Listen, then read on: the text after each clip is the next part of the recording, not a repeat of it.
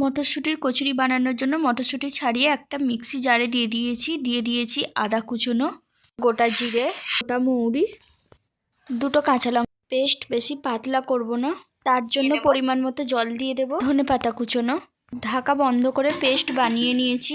ওভেনে কড়া বসিয়ে কড়া গরম করে দিয়ে দিয়েছি সাদা তেল, দিয়ে দিচ্ছি কালো জিরে, দিয়ে দিচ্ছি মটরশুঁটির পেস্ট, দিয়ে দিচ্ছি পরিমাণ মতো লবণ, হলুদ গুঁড়ো। মিডিয়াম আঁচে বেশ কিছুক্ষণ নাড়াচাড়া করে ভেজে নেব। মিনিট 7 ভাজার পর দিয়ে দিচ্ছি স্বাদ মতো চিনি। আরও 10 মিনিট ভাজা করে নেব যাতে মটরশুঁটির কাঁচা গন্ধ চলে যায়। 10 মিনিট ভাজার পর একদম ঝরঝরে হয়ে গেলে নামিয়ে ঠান্ডা করে নেব। একটা পাত্রে দিয়ে দিচ্ছি আটা, দিয়ে দিচ্ছি অল্প লবণ মিক্স করে আটা মাখার জন্য দিয়ে দিচ্ছি কুসুম গরম জল। আটা মেখে নেব। একটা ডো বানিয়ে লেচি কেটে নিচ্ছি। হাতের মধ্যে একটা লেচি নিয়ে গোল গোল করে ঘুরিয়ে নিয়ে তার মধ্যে চেপে চেপে একটু পুর ভরে দেব।